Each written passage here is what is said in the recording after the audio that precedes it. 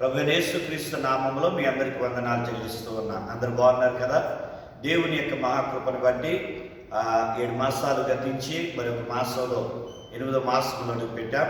ఈ మాసాన్ని అనుగ్రహించిన దేవుని సన్నిధిద్ద మహాగణుడు అయిన మా పరలోకపు తండ్రి, నీ మహోన్నత నామాన్ని కీర్తిస్తూ ఉన్నా. మీరిచ్చిన ఆయుష్ను బట్టి, ఆరోగ్యాన్ని బట్టి, మేము తినే త్రాగి పీల్చే ప్రతి ఆహారము, నీరు, గాలి సమస్తాన్ని బట్టి నిన్ను స్తుతిస్తూ ఉన్నాం. నీవు లేనిదే మేము బ్రతకలేము, మేము జీవించలేము. మమ్మల్ని బ్రతికించి సజీవుల వరుసలో ఉంచి సజీవుడు అయిన నిన్ను గణపరిచే కృపనిచ్చినందుకే మహిమ చెల్లిస్తూ మా ప్రభువును మా రక్షకుడు అయి ఉన్న యేసు పరిశుద్ధ నామంలో ఈ యొక్క స్తుతి యాగాన్ని మీకు అర్పించి మేము పొంది ఉన్నాం పరమ తండ్రి, ఆమేన్. ప్రియమైనటువంటి దేవుని సంగమా, ఈ రోజున అధికముగా అనే ఒక మాట మీ ముందు తీసుకురావాలని ఇష్టపడుతూ ఉన్నాం. మన జీవితంలో ఏదైనా అధికముగా ఉంటే మనకి నష్టమే కలగజేస్తుంది అనేది మనకు తెలుసు. ఒకవేళ రుచిగా ఉందని అధికంగా మనం తిన్నామనుకోండి, ఏమైంది, వామిటింగ్స్ అవుతూ ఉంటాయి, అజీర్ణం చేస్తూ ఉంటుంది, ఇబ్బంది, స్టమక్ పెయిన్ వస్తూ ఉంటుంది. అది జీర్ణం అయ్యేదాకా మనం చాలా ఇబ్బంది పడాలి. కనుక ఇలాగా ఏదైనా సరే దేవుని వాక్యం కూడా అదే చెబుతుంది. రండి వాక్యాన్ని చదువుకున్నాం. పరిశుద్ధ గ్రంథంలో ప్రసంగి భక్తుడు అంటూ ఉన్నాడు కదా, 7వ అధ్యాయము 16-17 వచనాల్లో ఈ మాటలు అంటూ ఉన్నాడు. 16 వచనములు అంటున్నాడు, అధికముగా నీతిమంతుడు అయి ఉండకము, అధికముగా జ్ఞానవి కాకుము. అలాగే 17 వచనములు అంటున్నాడు, అధికముగా దుర్మార్గపు పనులు చేయకుము అని అంటూ ఉన్నాడు. చాలా విచిత్రమైన మాటలు కదండి ఇది. ఒకటి, అధికముగా నీతిమంతుడు అయి ఉండకము అన్నాడు. ఇదేంటండి, మనం నీతిమంతులు ఉంటేనే కదా దేవుడు మనల్ని దీవించేది. మరి నీతిమంతులం కాకుండా ఉంటే మన దేవుని రాజ్యంలోకి ఎలాగెళ్తాం? మరి అబ్రహాము దేవుని నమ్మాడు, అది అతని నీతికి ఎంచబడిందని వ్రాయబడింది కదా. మరి అలాగే మరి భక్తుడైన పౌలు చెబుతూ ఉన్నాడు కదా, విశ్వాసం మూలంగా మన నీతిమంతులంగా మార్చబడుతున్నామని. నీతిమంతులంగా మార్చబడటం ద్వారా కదా మన దేవుని రాజ్యంలో ఉండేది. మరి ఇక్కడ సొలొమోను ఏమంటున్నాడు?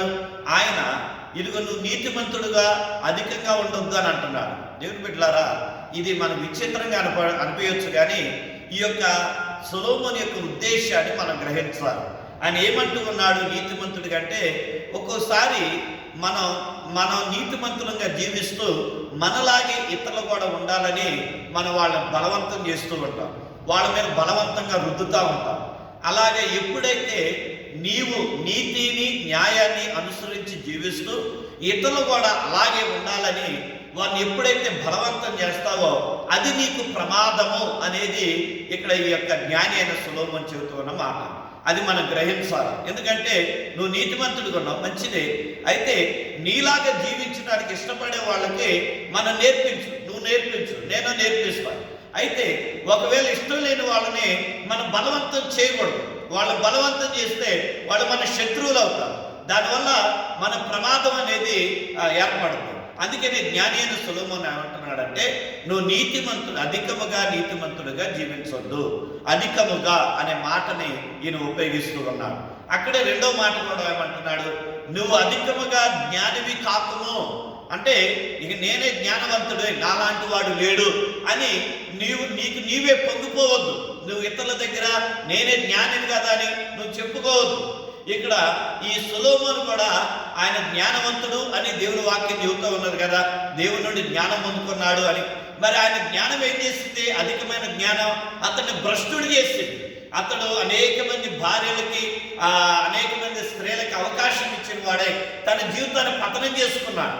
అందుకని మన జ్ఞానం ఏం చేయాలంటే, మనకు ఆశీర్వాదకరంగా ఉపయోగకరంగా ఉండాలంటే ఎంత జ్ఞానం నీకు అవసరమో అంత జ్ఞానాన్ని కలిగి ఉండాలి. అధికమైన జ్ఞానాన్ని కలిగి ఉన్నట్లయితే నువ్వు భ్రష్టుడు అయిపోతావు. అదే మాట దేవుని యొక్క వాక్యములో మరొకసాట మనం చదువుకోగలుగుతూ ఉన్నాం. యెషయా పుస్తకములో ఈ మాటను మనం ఒకసారి చూద్దాం. యెషయా పుస్తకములో దేవుని యొక్క వాక్యం తెలియజేస్తూ ఉన్నటువంటి మాట చూడండి. 5వ అధ్యాయంలో 14వ వచనంలో ఈ మాట అంటూ ఉన్నాడు. 5వ అధ్యాయం 14వ వచనం యెషయాలో దేవుని యొక్క వాక్యాన్ని చదువుతూ ఉన్న 5వ అధ్యాయం 14వ వచనాన్ని, అందుచేతనే పాతాళము గొప్ప ఆశ పెట్టుకొని అపరిమితముగా తన నోరు తెరచుచు వచ్చుచున్నది అని వ్రాయబడుతూ ఉన్నది. ఆ తర్వాత 12వ అధ్యాయం 12వ వచనములో, ప్రసంగి 12:12 ఉంటుంది.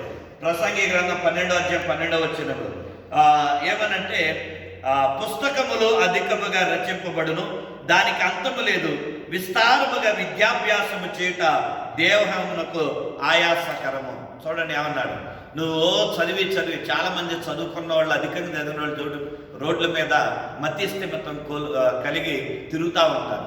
వాళ్ళే మాట్లాడుకుంటూ వాళ్ళు మతి భ్రమణ కలిగి తిరుగుతూ ఉంటారు. కారణం ఏంటంటే అధికమైనటువంటి జ్ఞానంతో. అందుకని ఇక్కడ జ్ఞాని అదే చెబుతున్నాడు, అధికమైన విద్యాభ్యాసం వద్దు, ఎంతవరకు చదువుకోవాలి అంతవరకే, నీకు ఎంత చదువో అంతవరకే నీకు ఉపయోగకరమైనది. నీ లైఫ్ లాంగ్ చదివేవనుకో, నువ్వు మతి స్థిమితం కలిగి మతి చలించిన వాడవై నువ్వు పిచ్చోడ్లాగా రోడ్లమ్మడి తిరగాల, ఏ ఉద్యోగం లేకుండా, అసలు కుటుంబం లేకుండా రోడ్ల మీద నీలో మాట్లాడుకుంటూ ఎంతమంది కనపడతారు అలాగా. కనుక ఈ భక్తుడు అదే చెబుతున్నాడు, అధికమైన విద్యాభ్యాసం కూడా నీకు వద్దు అని. సో ప్రియమైనటువంటి దేవుని సంగమా, ఈ ఉదయకాల సమయంలో అధికముగా నువ్వు నీతిమంతుడుగా, అధికముగా నువ్వు జ్ఞానిగా ఉండొద్దు అన్నాడు. అలాగే ఇంకో మాట ఏమన్నాడు, అధికముగా దుర్మార్గుడుగా ఉండొద్దు, పాపిగా ఉండొద్దు, పాపాత్ముడుగా ఉండొద్దు. నువ్వు అధికమైన అంటే పాపాలు చేయొచ్చు అని, అధికంగా చేయొచ్చు కానీ కొద్దిగా చేయొచ్చు అని అర్థమా?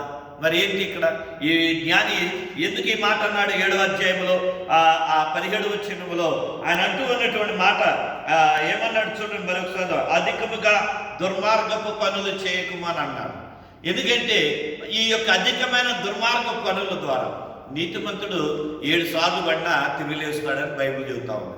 అలాగే మనం తప్పు చేసినప్పుడు 70 మార్లు సహోదరి దగ్గరికి వెళ్ళి క్షమాపణ కోరుకోమని చెబుతుంది. అంతవరకేనా అంటే లేదు, క్షమాపణ పొందే వరకు కూడా మనం వెళ్ళి అడుగుతూనే ఉండొచ్చు. అలాగే దుర్మార్గుడు కూడా తను చేసిన అధికమైన దుర్మార్గ పనుల వల్ల కూడా క్షమాపణ పొందుతాడు. ఎప్పుడో తెలుసా, నువ్వు దేవుని గురించి ఎరగము, ఎరిగిన తర్వాత నువ్వు మరలా తప్పులు చేయకూడదు, అధికంగా నువ్వు దుర్మార్గ పనులు చేయకూడదు. అంటే 1-2 చేయొచ్చు అని నేను చెప్పట్లా, 1-2 కాదు, నువ్వు అధికమైన నీ దుర్మార్గపు పనుల నుండి నువ్వు విడుదల పొంది రక్షణలోనికి రావాలి అని దేవుడు సెలవిస్తూ ఉన్నాడు.